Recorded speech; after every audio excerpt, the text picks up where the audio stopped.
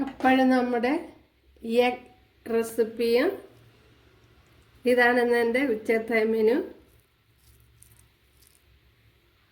ഇതിങ്ങോട്ടെടുക്കണം.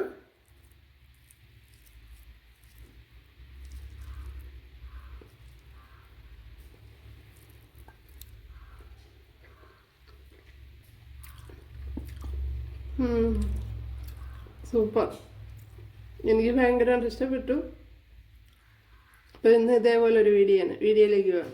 അപ്പോഴിന്ന് ഇതേപോലെ ഒരു മുട്ട വെച്ചൊരു വെറൈറ്റി റെസിപ്പിയാണ് തയ്യാറാക്കുന്നത്. അപ്പോൾ വീഡിയോയിലേക്ക് പോകാം.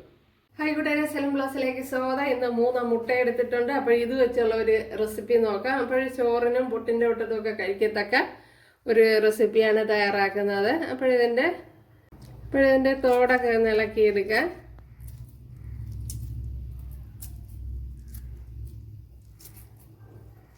അപ്പോഴീ മുട്ടയെ ഒന്ന് കട്ട് ചെയ്തെടുക്കണം. ഇതുപോലെ ഒന്ന് കട്ട് ചെയ്യാം. ഇതേപോലെ ഒന്ന് കട്ട് ചെയ്യാം.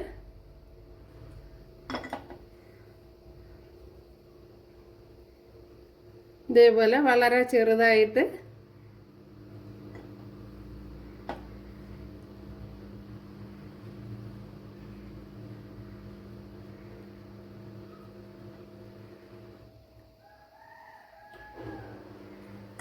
അപ്പോഴെല്ലാം ഇതേപോലെ കട്ട് ചെയ്തെടുക്കുക.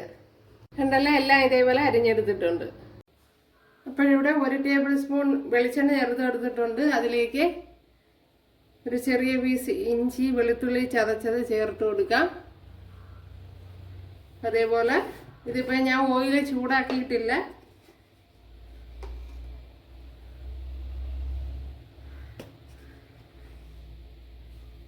ഒരു 1.5 ടേബിൾ സ്പൂൺ മല്ലിപ്പൊടി,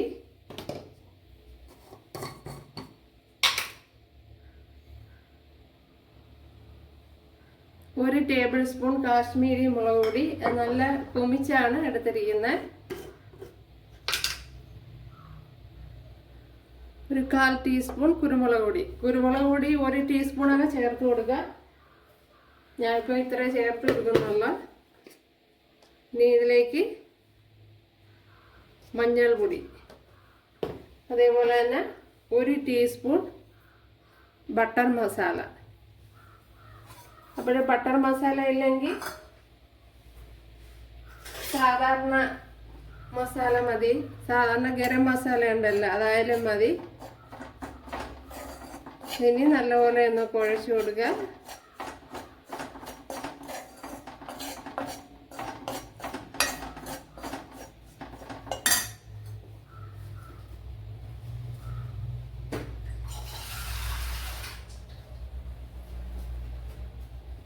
ശകലം വെള്ളം കൂടി ചേർത്ത് കൊടുക്കാം.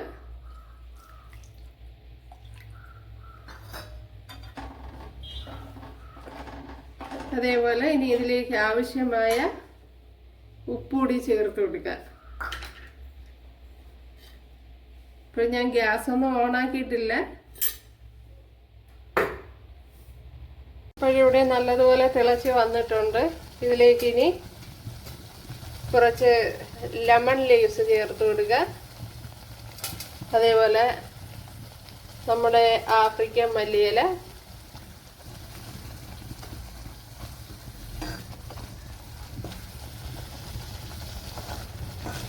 ഇപ്പോൾ ഗ്യാസ് തീർന്നു, അതുകൊണ്ട് അടുപ്പിലാണ് ചെയ്യുന്നത്.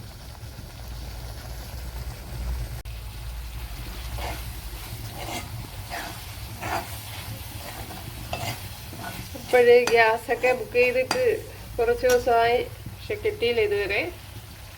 ഇപ്പോഴിനി ഇതിലേക്ക് കട്ട് ചെയ്ത് വെച്ചിരിക്കുന്ന മുട്ട ചേർത്ത് കൊടുക്കുക. അപ്പോൾ വളരെ ഈസി ആയിട്ടുള്ളൊരു റെസിപ്പിയാണ്.